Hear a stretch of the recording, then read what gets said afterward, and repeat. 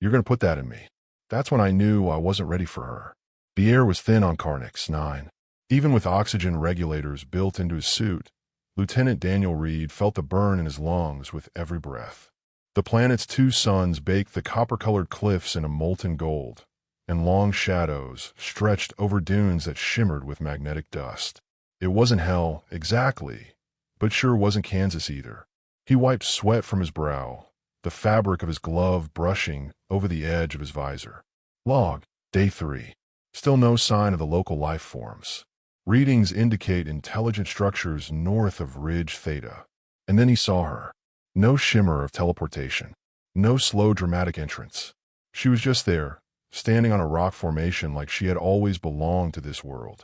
Her skin was pale, almost pearlescent, and shimmered faintly under the twin suns.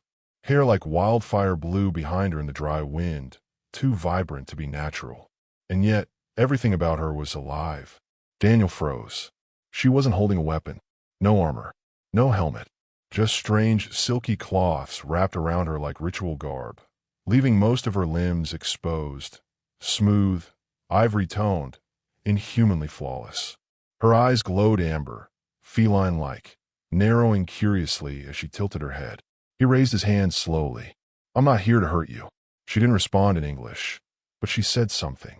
A series of melodic, clicking tones that vibrated through the air like wind chimes and static. Then, without hesitation, she stepped closer. He should have backed away. Protocol dictated at least a 10-foot distance from unknown sentience. But Daniel was frozen, not out of fear, but fascination. She reached out, brushing a finger across the edge of his utility belt. Her skin was cool against the metal. Her expression wasn't threatening, just curious, childlike. "Do you?" he began, then laughed under his breath. "You don't understand me, do you?" She squinted, focused, then mimicked the shape of his words, too. His translator activated, scanning vocal patterns, analyzing linguistic structure in real time. "Understand," she said finally. Her voice was soft, musical, but hesitant, like someone testing a new language on their tongue. Daniel blinked. "Holy shit, you do understand." Her eyes lit up, proud of herself. She pointed to herself. "Tali." He exhaled slowly, heart pounding. "Tali. Daniel." She repeated his name, carefully. Danielle. When she smiled, it wasn't human. It was wider, revealing faintly luminescent ridges along her cheeks. Not teeth exactly. Something else. Something beautiful in its own alien way. Then she did something that short-circuited every remaining neuron in his brain. She pointed at the instrument clipped to his belt, a bioscanner used for field samples, then down to her lower abdomen. Her brows furrowed, voice sincere, confused. "Then you put that in me." Daniel choked on air. "What?" She tilted her head again, more curious now than ever. "Is that not what it is for?" No, no, no, no, no. Technically it does go in things, but not." He covered his face with his hands. "Jesus." She blinked, innocent and unbothered. "Why does it make your blood race?" "My what?" "Your heart. It is fast now. Very fast." Daniel looked up. Her expression was open, vulnerable. No shame. No teasing. She genuinely didn't know. "I'm just not used to people asking me things like that." "Okay," he muttered. She stepped forward, inches from him now. Her scent was subtle, electric, almost floral, and completely foreign. "I want to learn. Everything. You picked one hell of a place to start." She smiled again. "Start with me." They stood in silence, wind brushing past them, kicking up silver sand around their boots. In the distance, something growled. A low, throaty sound, not mechanical. Alive. Tali's expression changed instantly, serious, alert. She grabbed his wrist and pulled him with surprising strength. "Come." "Not safe here." Daniel didn't resist. He followed her down the slope into a cavern hidden behind a veil of glowing moss, heart still hammering for more than just the adrenaline. The temperature dropped inside. The air buzzed faintly like static. As his eyes adjusted, he saw symbols etched into the walls. Ancient. Alien. But precise. She let go of his hand once they were inside. Her body relaxed again. "I'm guessing you're not the only one of your kind out here," he said. Tali shook her head slowly. "Not all are curious. Some do not like humans. And you. She stepped close once more, eyes searching his face. I like the way your heart changes. Daniel laughed, quietly, nervously, but with something warm behind it. You're going to be the death of me. Her voice was steady. Maybe. The cavern was deeper than it looked. Glowing moss lined the walls like veins of light, pulsing in slow rhythm, illuminating strange crystalline growths embedded in the rock. The air was cold, humming with an energy Daniel couldn't place. Not magnetic, not chemical, but something more aware. Tali walked ahead of him, confident, graceful. Her movements were precise, not mechanical, but rehearsed, like someone trained to walk carefully through places that could turn deadly with a single misstep. He glanced over his shoulder. The growling had stopped, but the feeling hadn't. Something else was out there, watching, waiting. Tali, he said, voice low. What was that sound? She paused. Watch her, beast. They guard the old grounds. Old grounds. She looked back at him. Sacred places. Forbidden for outsiders. Even me. Then why did you bring me here? Tali hesitated, then pressed her hand against the stone wall. A glyph flared to life beneath her palm, and a section of the wall shifted silently, revealing a narrow passage beyond. Her voice was softer now, because you need to see what we used to be before the war came. Daniel followed her through the gap, ducking beneath a jagged arch of bone-colored rock. The corridor opened into a massive chamber, its ceiling lost in darkness. Towers of crystal rose from the floor like a petrified city, humming with residual power. In the center stood a platform etched with spirals, runes, and symbols that danced faintly with inner light. He stepped forward slowly. This is ancient tech. Tali nodded. Our ancestors called it the seed. It holds memories, voices, warnings. Daniel felt a chill run down his spine. Why show me this? Her answer came quick. Because my kind won't. They fear you. But I don't. Before he could speak, the chamber shook. A low boom reverberated through the stone. Dust rained down. Something had landed outside. Tali's face darkened. They followed you, she said flatly. Daniel's eyes widened. Who? She didn't answer. She turned and sprinted back through the tunnel, and he followed without hesitation. As they emerged from the hidden chamber, a new figure stood in the cave entrance, tall, armored in black gold organic plating that rippled like muscle. Its head was elongated, its face covered by a mask etched with red sigils. Tali stepped in front of Daniel. Stay behind me. The armored alien spoke in their native tongue, but Daniel's translator caught just enough to piece it together. You broke sacred law. Human is forbidden. You shame our blood. Tali stood her ground. He is not the threat. The past you're guarding is already gone. The figure moved forward. You will come with me, or both of you will die here.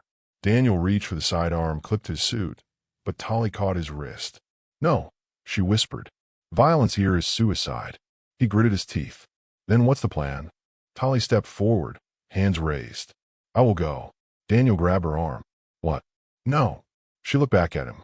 This is my world. My fight. If I resist, they'll hunt you too. All of you. You don't even know me. I know enough, she said. Enough to see you don't belong in a cage. The armored figure gestured sharply, and two more emerged from the tunnel behind it, their weapons glowing like molten obsidian. Daniel recognized the design, pulse disruptors. Non-lethal to her kind. Fatal to him. Tali. She turned to him one last time. Meet me at the fallen tree. By the valley scar. 5 rotations. Then she walked toward her captors, head high. Daniel clenched his fists. Every part of him screamed to stop them. But he didn't even know how this society worked. Intervening could doom her. Doom everything. The moment they vanished into the cave mouth, silence fell again. He stood there for a full minute, staring at the empty space where she'd been. Then he said it, under his breath. 5 rotations. Whatever that meant, he'd be there. Later that night, in a shelter pod, Daniel sat cross-legged, staring at the scan readouts on his tablet. No transmissions. No signs of human contact for miles. And yet his mind was back in that cave, with her. Tali. He played back the conversation from earlier. Listened to her voice. Watched the expression on her face when she said she liked how his heart changed. When she asked if the scanner went inside her, with the most innocent curiosity imaginable. She wasn't just alien. She was untouched by the walls and wires of Earth systems, by shame, by protocol, by all the bullshit. She wanted to understand, to connect. That made her dangerous. And beautiful. A message pinged across his screen, not from Earth Command, but from an encrypted, unrecognized frequency. One word. Survive. He stared at it, then whispered to himself, Tali. The suns hadn't moved. Daniel checked his readings again. Time was passing, but something about Karnix, 9 distorted perception. Maybe it was the magnetic fields. Maybe it was the waiting. 5 rotations, whatever that meant, stretched endlessly in his head. Sleep came in fragments. Hunger dulled, but his resolve didn't fade. He stayed near the valley scar, exactly where she told him. A crag of blackened stone bent over a jagged canyon like a claw, and below, twisted roots from a fallen tree fossilized into red crystal. The place looked like it had bled once and never healed. Daniel hadn't seen another soul since Tali was taken. Until now. His motion scanner beeped, faint, pulsing. Something was approaching. He crouched low, raised his binoculars, and scanned the ridgeline. 2 figures. Not her. They weren't armored like her captors. These were lighter, wrapped in desert robes, moving quickly and deliberately. One had a long rifle slung across their back. The other carried what looked like a spear laced with bioluminescent vines. Daniel backed into the shadows of the canyon, fingers on his sidearm. They didn't call out. They didn't look aggressive. But they were headed straight for the fossilized tree. The first figure stopped abruptly, crouching. Scanned the area. Then he spoke, in English. You're the human. Daniel froze. Who's asking? The second figure pulled down their hood. She was young, pale, hair like dying embers. Her voice was calm, serious. I'm Tali's sister. He stepped forward. You are? Then where is she? The man beside her, older, battle-scarred, raised a hand. Slow. We're not here to fight. We're here because Tali disobeyed our high command to protect you. That choice has consequences. Daniel stepped closer. She saved my life, and she got taken for it. I'm not leaving her behind.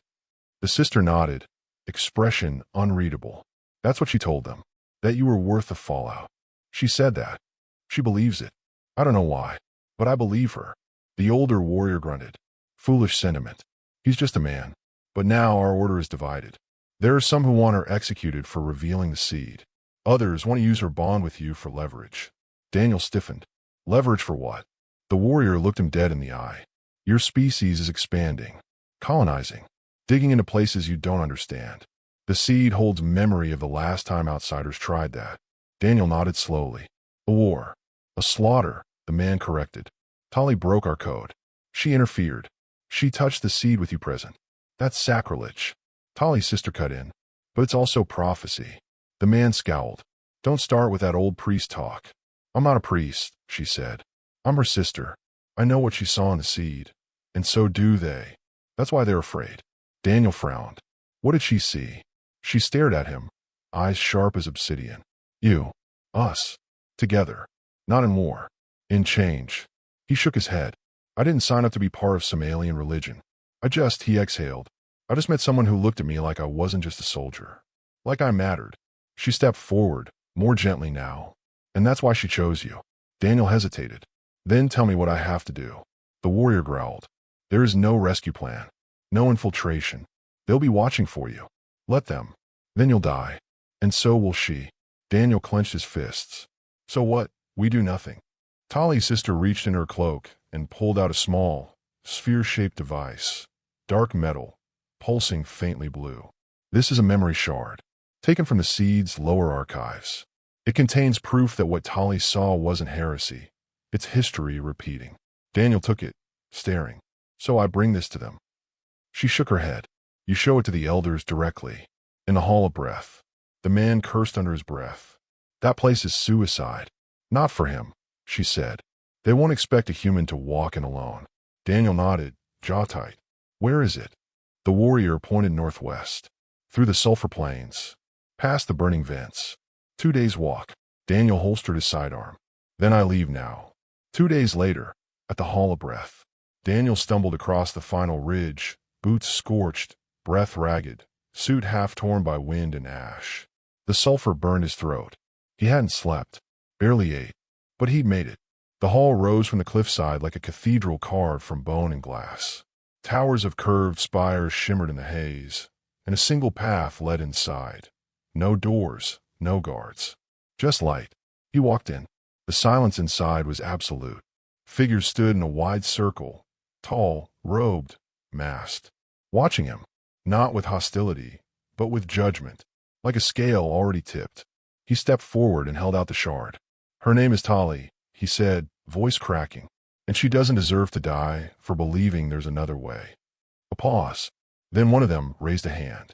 The shard floated into the air, spinning, glowing.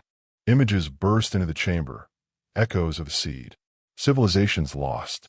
Battles. Fire. Then, Tali, standing beside him, smiling. A future. The elders said nothing, but something had changed.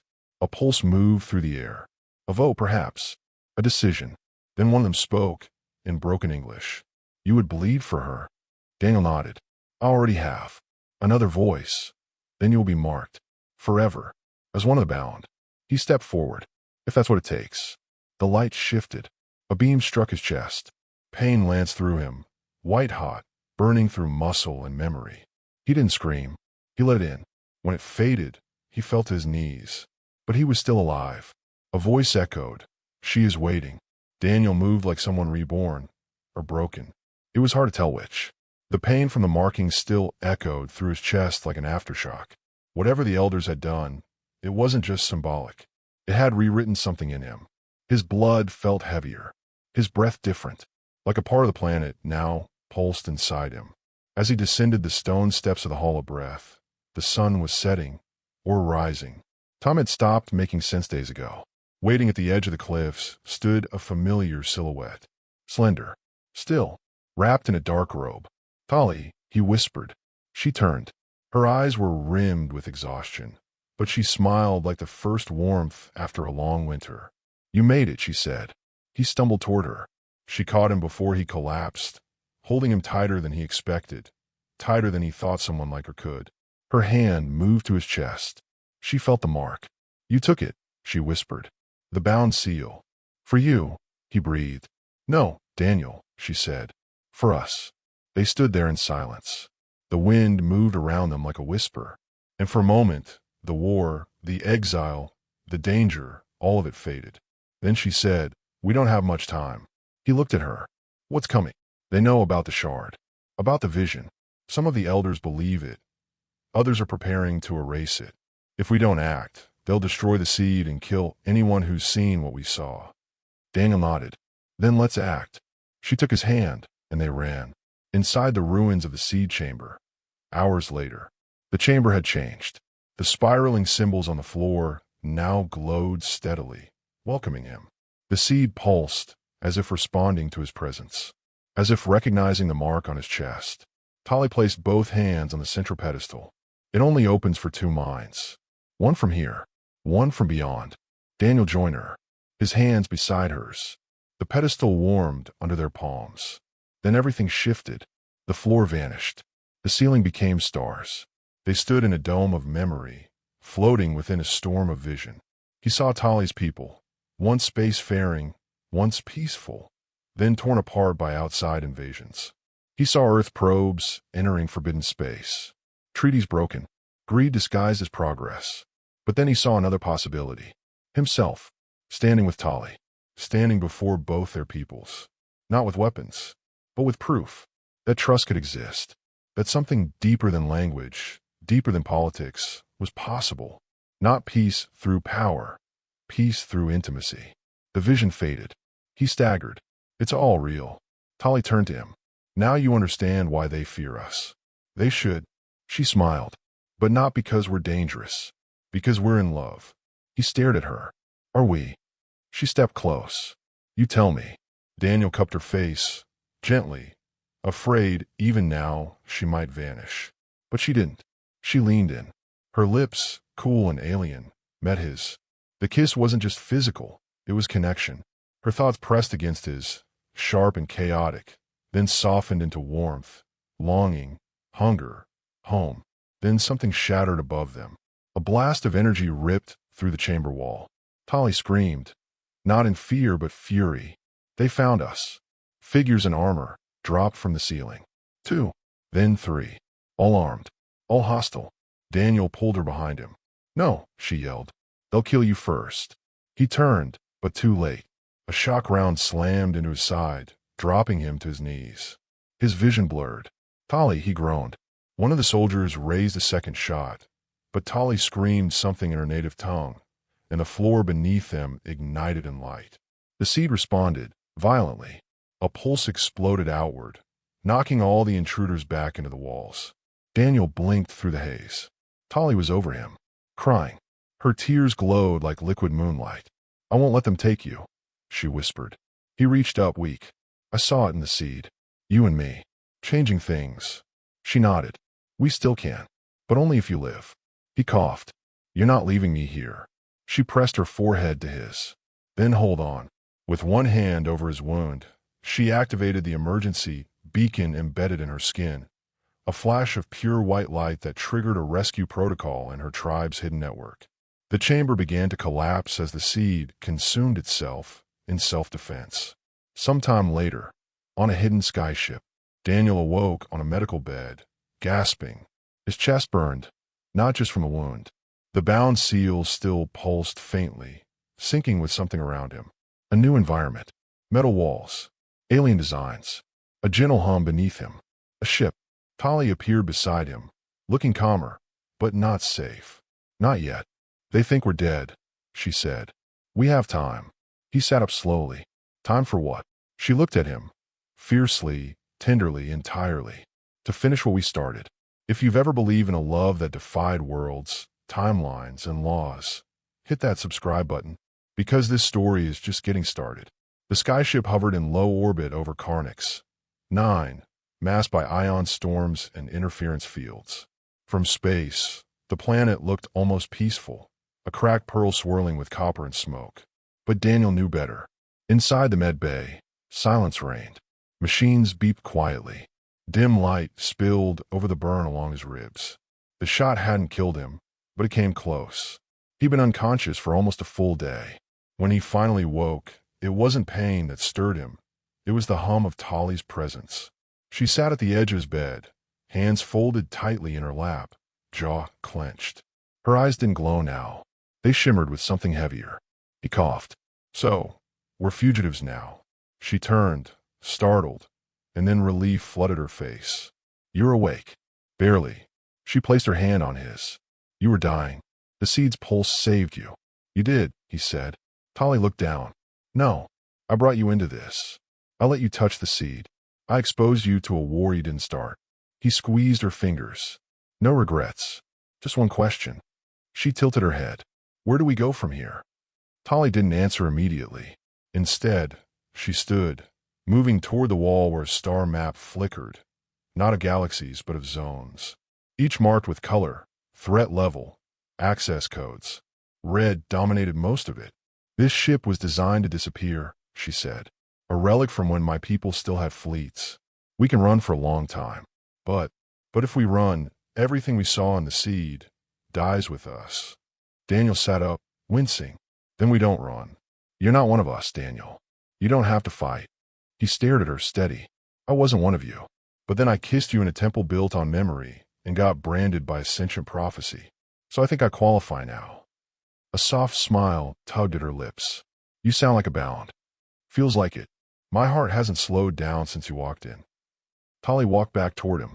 There's only one place we can go now. A place even the elders fear. Where? The Drift Cities. In the orbit of Foros. Daniel frowned. I thought those were myths. They're real. Floating refugee havens, built from shattered vessels. Criminals, exiles, visionaries. All lost things find each other there. If we're going to spread the seed's vision, we start there. He nodded. So we gather allies. And prove the old world can't silence the future forever. 3 days later, inside the Drift Cities. The Drift Cities weren't cities at all. More like stitched-together carcasses of starships and abandoned stations, tethered by magnetic chains and pulsar currents. Lights blinked like eyes watching from every corridor. Languages collided in the air. Metal screamed under its own weight. And yet, it breathed. alive with rebellion. Daniel walked beside Tali, cloaked, disguised. The mark on his chest hidden beneath a gray synth fiber vest. But some people still felt it. They stared too long, flinched as he passed. "You feel that?" he asked. Tali nodded. "They know. Not with their eyes. With their blood." He stepped into a crowded cantina, more a trading den than a bar. Weapons, tech, body mods, and black market memory drives traded hands like candy. But at the center, surrounded by guards in feathered armor, sat the one they came to see. A woman. Not alien. Human. But not like him. Older. Scarred. Beautiful in a way only survivors could be. Her name, Captain Syl Ren. "Word is," she said without looking up, "you brought a ghost into my city." Daniel sat across from her. Not a ghost. A vision. Tali remained silent, her gaze locked onto the guards. Syl finally looked at him. "You're bound. That mark ain't fake. Means you're either stupid or the real thing." "Both," Daniel said. "But I've seen what's coming. And I'm not here for mercy. I'm here for a broadcast." Syl raised an eyebrow. "And what?" Tali stepped forward. "We want to transmit the Seed's vision. To every exile, every neutral zone, every voice that still listens." Syl chuckled. "You know what happens to people who broadcast heresy?" Daniel leaned in. "Yeah, they start revolutions." Syl stared at him, then smiled. "I like you, bound boy. You've got suicidal energy." Later, in a private chamber, the broadcast core buzzed. The sphere containing the Seed's echo hovered above the console. Tali adjusted the calibrations. "Once we start, there's no going back." Daniel stood behind her. "When has that ever stopped us?" She turned. Her face was calmer now. Not fearless, but accepting. "If we die," she said, "I want you to know something." He stepped closer. "Say it." "I didn't come to your world to find war. I came looking for beauty, curiosity. But I found you. And that changed everything." He touched her cheek. "You make me want to survive. Not just breathe. Live." They kissed again, slower this time. Not desperate. Not frantic. Just real. Then the console beeped. The signal was ready. Tali pressed her palm to the interface. The Seed's memory flared, and the message began to spread. Not a call to arms, but a call to understand. The signal worked. In the hours that followed the broadcast, waves of responses rippled across outlaw frequencies, forgotten relay stations, and underground networks that had long been silent. They came in every language, every code: curiosity, anger, disbelief, and hope. But hope wasn't safe. Not here. Daniel leaned against the metal railing of a maintenance corridor overlooking the lower spires of Drift City 17. Rain, or something like it, fell in slow, luminescent drops from a cracked hydrovent. He watched it, barely breathing. Tali stood beside him, arms crossed, her body still, but her mind racing. He could feel it now, subtle pulses from the bound seal in his chest, reacting to her presence like a quiet drumbeat. Two lives now synced in rhythm. "They're coming," she said.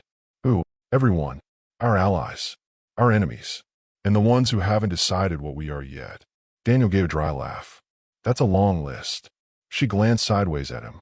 "You regret it." He shook his head. "Regret surviving? Regret meeting you?" "No." She looked away, uncertain. "But I do regret one thing," he added. Her eyes snapped back to his. "That I didn't hold your hand the first time we met." Tali blinked, visibly caught off guard, then laughed quietly. "You thought I was going to stab you. Still worth the risk." They stood in silence again, but it wasn't awkward. It was full, heavy with unspoken truths, decisions already made, futures already cracking open. Finally, Tali said, "You changed me." He turned toward her. "My people taught me to observe, not feel. To control, not connect. But then I watched you limp through fire just to show strangers a vision they didn't want to see. And it made me wonder, what else we've been afraid of, just because it feels too much like truth." Daniel reached for her hand now, and this time, she let him take it. "We don't need their approval," he said. "We just need momentum." Elsewhere in the drift, Captain Syl Ren wasn't the sentimental type. She'd lost her crew in the crystalline uprising, seen lovers shot in the back, and once detonated her own ship to avoid capture. But watching the Seed's memory echo replay over the drift's central cortex stirred something she thought she'd buried. The way the human and alien stood together, not just surviving, but facing everything. It didn't look like weakness. It looked like a revolution, disguised as tenderness. She slammed her fist onto the console. Prep the outer rings. Double security. If this thing blows up in our faces, I want to be ready to aim the pieces. One of her lieutenants leaned in. You really think they're worth it? Syl gave him a look that could break teeth. I think they're the fuse we've been too scared to light. Back at the central chamber, Daniel and Tali enter the makeshift hall that had once been a reactor core, now transformed into a gathering place. Screens displayed incoming communications, tribal leaders, dissident commanders, hidden scientists, people who had been waiting for something, or someone, to crack open the impossible. They stopped when they saw her. Tali and him, a bound pair, not bonded by blood or law, but by choice.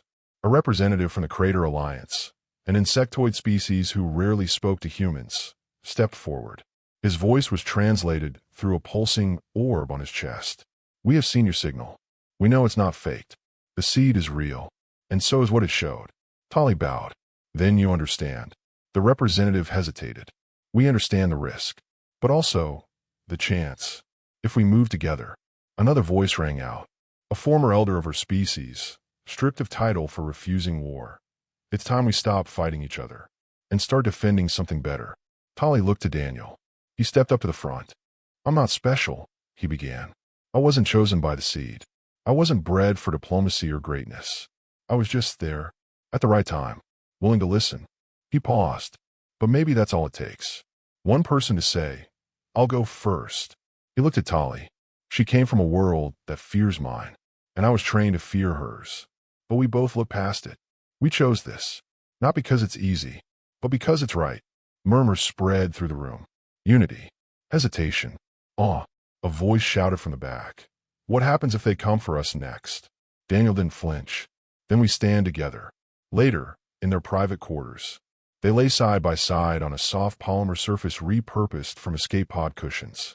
Light from the outer hull glowed gently above them. Daniel traced a line down the faint scars on her shoulder. Marks she never explained. Not yet. Tali spoke quietly. I used to think vulnerability was weakness. He nodded. Same. But it's not, she said. It's the first honest thing most people never do. He kissed her shoulder. That's why we win. Not yet. But we will. They didn't need to say it.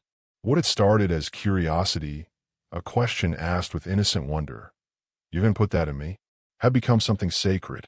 Two species. One heartbeat. The drift shook. It began with a tremor, small and sudden, like a heartbeat skipping a beat. But then it grew. The lights flickered. Alarm screamed. A thunderous pulse rippled through the metal bones of the floating city. Tali sat up first. Emergency thrust. From below. Daniel was already grabbing his boots. Attack. Tali's eyes narrowed. No. Extraction. He froze. You mean? She nodded. They found us. They're not negotiating. Outside their chamber, the corridor was chaos. Citizens ran in every direction. Fighters armed up. Civilians ducked into safety cells. The seed signal had spread farther than anyone predicted, and someone high in the Council of Elders had declared it a threat too dangerous to let live. Tali grabbed Daniel by the hand and pulled him toward the command deck. We have to reach the transmission core, she said. If they shut it down, the vision dies. Then let's finish what we started. They moved fast, ducking fallen beams and dodging panic bodies. Sparks rained from burst wiring. Fires licked the ceiling. When they reached the main terminal room, the security doors were already closing. Hold it, Tali shouted, diving through the gap and yanking Daniel with her. Inside, Captain Syl Wren and two of her lieutenants were already engaged in defensive combat, fighting off boarding units in sleek bone-colored armor. Tali recognized them instantly. The Praetors of Purity, elite enforcers of her people. Fanatical, unstoppable, trained not just to kill, but to erase. They didn't arrest. They cleansed. Daniel. Syl barked. Get to the uplink. Tali drew her blade, a curved filament of vibrating energy. Her stance was sharp, controlled, deadly. Daniel sprinted to the console. Behind him, the firefight exploded. Tali's point of view. Everything blurred into heat and motion. Tali moved like instinct, slicing one Praetor across the thigh and disabling his second with a pulse to the throat. But they kept coming, unrelenting.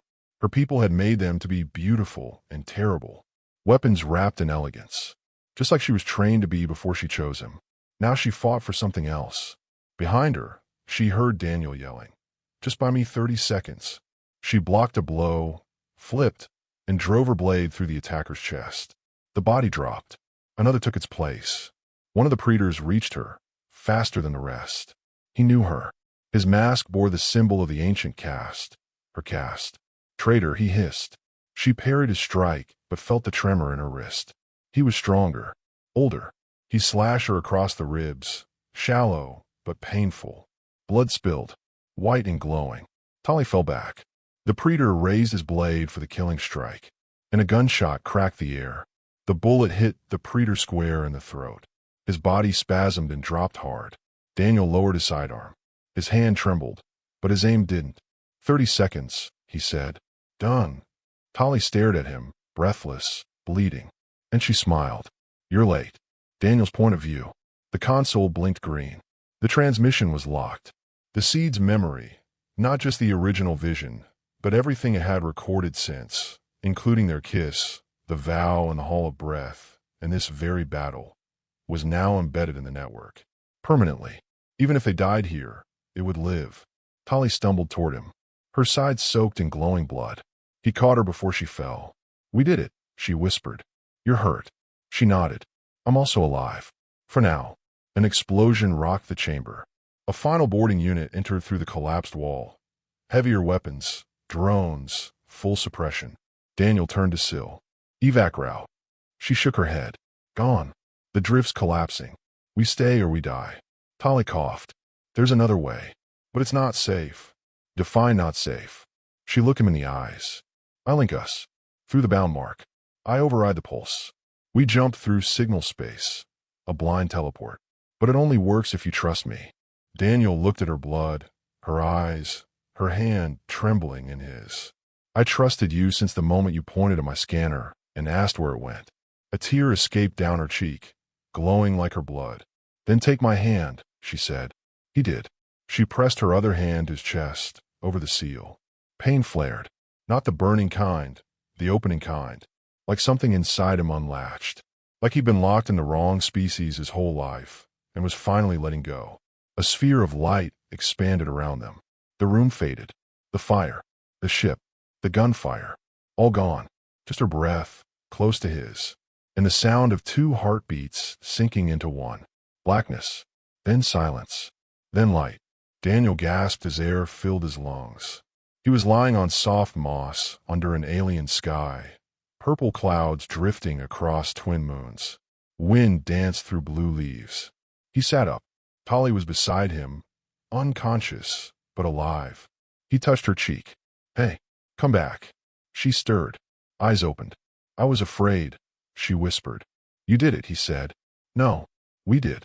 From across the galaxy, a ripple began. Rebellion sparked. Alliances formed. Soldiers laid down weapons. Two people, a human and an alien, neither royalty, neither perfect, had changed the story.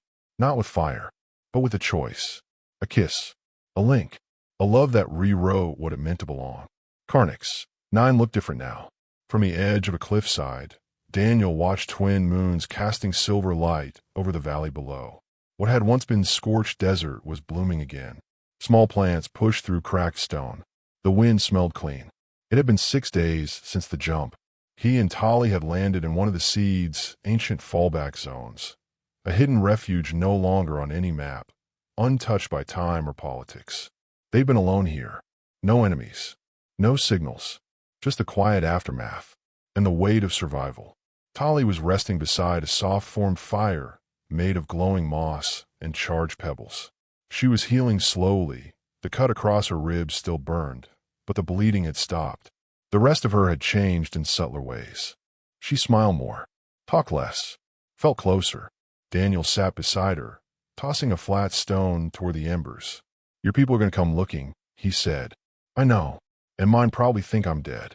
She nodded. He turned to her. So what are we? Tali met his gaze. We're between. Between what? She looked up at the stars. War and peace. Past and future. Flesh and signal. You and me. Daniel nodded slowly. That's a lot of space to hold. Then we hold it together.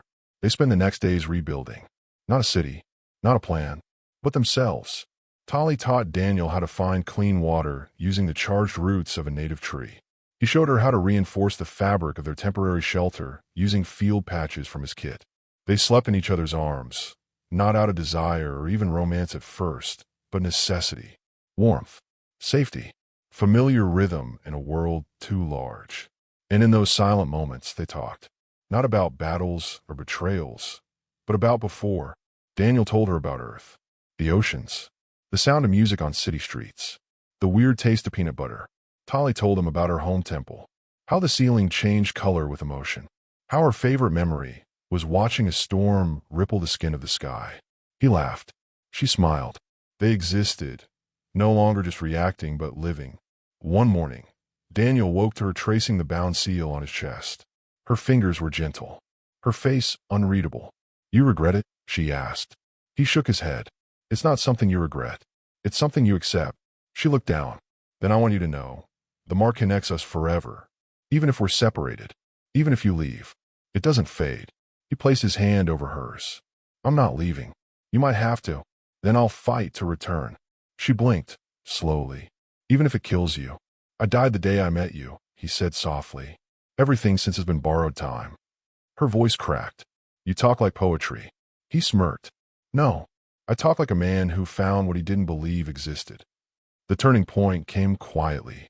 One evening, as the stars blinked over the valley and the moss fire glowed blue, a signal finally broke through the static.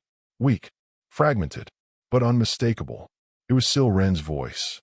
Seed vision spreading, drift partially evacuated, some safe zones established. "If you're hearing this, don't stop." Daniel leaned forward. "She's alive." Tolly's eyes widened. Then the message survived. Daniel stared into the dark. "If it did, others will come. Some in peace," Tolly said. "Some with guns." They exchanged a look. No fear, no panic. Just truth. Tolly stood. "Then we decide. Do we wait for them, or do we go meet them halfway?" Daniel rose beside her. "We build something first." They started with stones. No tech, no walls, just markers. Circles of meaning, one for each part of the vision. Unity, loss, courage, beginning. They planted 3 signal roots near the ridge. Silent beacons, organic and undetectable, that would bloom into message-carrying flowers within a lunar cycle. Anyone passing through the valley would see them and know. This place remembers. It was slow work, but honest, grounded, the kind of work that made 2 fugitives feel like founders. On the 12th day, a ship appeared in the sky, sleek, quiet, bearing no flags. Tolly and Daniel stood together on the ridge, hand clasped. No weapons drawn, no walls raised. Just the 2 of them, standing still, waiting. The ship hovered for a moment, then lowered gently into the clearing below. The hatch opened. 3 figures emerged, not armed, not armored. One was insectoid. One was human. One was something Daniel didn't even have a name for. But all of them wore a small, glowing spiral pin to their chest. The symbol from the seed. Tolly whispered, "They saw it." Daniel nodded. "And they believed." They didn't rebuild a city. Not at first. Tolly said it best. "We don't need towers. We need truth." So they built something simpler. A space to gather. A circle of stone, open to the sky, where people from all systems could come without armor, without orders, without needing to prove anything. A place where no one had to explain who they were to belong. In the weeks that followed, the circle grew. Pilgrims arrived, some with stories, some just with silence. Some stayed for a day, others never left. They brought languages, beliefs, questions, and scars. No one was turned away, not even the broken, not even the ones who once held the gun. Daniel stood at the center most days, watching, listening, carrying nothing but the seal on his chest and the memory of a fire that tried to take everything from him. That memory never left, but now had a place. One night, under violet stars, he sat with Tolly by a reflective pool carved into the rock. No one else was awake. The sky was clear, the wind gentle. It smelled like the blue fruit Tolly liked to cut in half and eat with her fingers, seeds and all. Daniel turned to her. "We've been lucky." She smiled faintly. "Or foolish."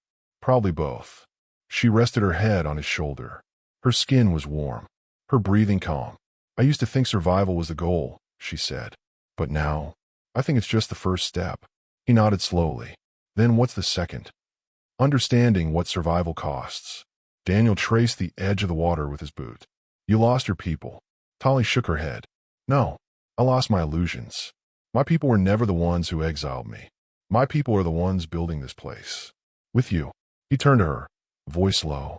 You think it'll hold? This world, she asked. No, not forever. Nothing does. But the reason we made it, that will. Sometime later, a visitor asked Daniel a question. She was young, maybe 15, from a station near the border of the Bleeding Belt. She'd heard rumors of a human who was bound to an alien. She didn't ask for autographs. She didn't care about the war. She asked, were you scared?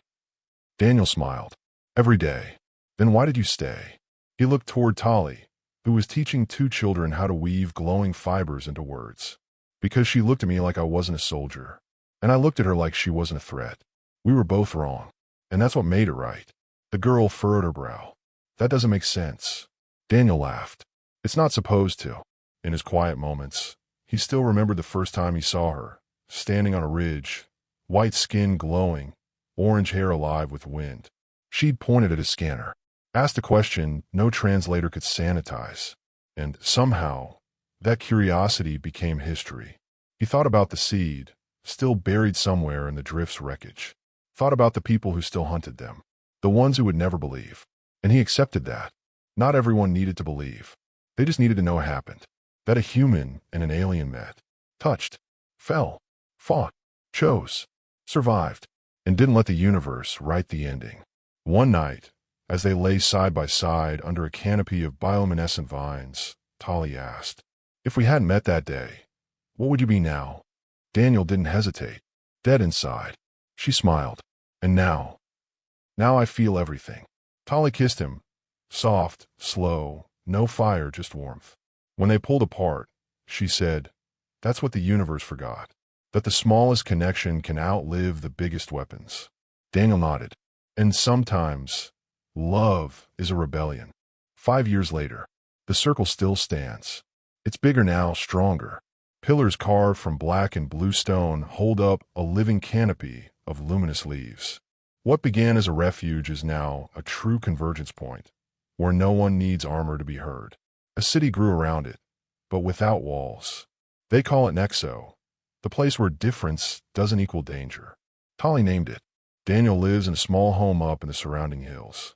From there, he watches the paths that cut through the valley, the shuttles arriving with peace banners, and the energy farms cultivated by species that once refused to even speak to each other. People call him a founder. He doesn't see it that way. To him, it all started with a question. A ridiculous, bold, disarming question. You're going to put that in me? And from that spark came everything that mattered. Tali now leads the Council of Three Alliances, a network of exiles, defectors, and leaders who got tired of war and decided to listen instead. She still doesn't wear armor. She still isn't afraid to cry in public. And when peace talks get too tense, she says, look what love built. Now imagine what we'd lose without it. No one laughs at that anymore. No one calls it naive. Today is a celebration. 5 years since the signal jump that saved their lives and ignited something bigger. Tali and Daniel stand at the heart of Nexo's open-air assembly ring. The crowd is massive, a mix of voices, shapes, colors, languages, light. Tali holds a small artifact in her hand, a shard of the original seed, recovered from the ruins of Drift City 17. She speaks. The seed gave us memory, but we gave it meaning. We turned vision into choice. She raises the shard, and it pulses in sync with the mark glowing faintly on Daniel's chest, deeper now, permanent. She continues. Daniel and I are not a symbol. We are a result of what happens when you stop shooting and start asking. The crowd rises to their feet. They don't all clap, but they respond. Together. Later that evening, as the alien sun fades over the valley, Tali and Daniel walk to the edge of the ridge where they first met. His scanner still hangs from his belt, scratched, worn out, practically useless now. She points at it, grinning. Remember what I said the first time I saw that thing? He laughs. Pretty sure the entire galaxy remembers. You never answered. Daniel turns to her. I didn't have to. She steps closer. They've changed, stronger, scarred, wiser, but the way they look at each other hasn't. And when they kiss now, the world doesn't vanish. It leans in. The stars seem to come closer, as if the universe finally understands. Final log entry. File name, bound _ protected.log. Transmission complete. File saved. In all languages. On all networks. Permanent. If you made it to the end, you're part of this story now. Drop a comment. What hit hardest? The romance? The shift? The line you can't stop thinking about? And if you want more stories like this, impossible, emotional, unforgettable, subscribe. Because love is still the most powerful tech we've got.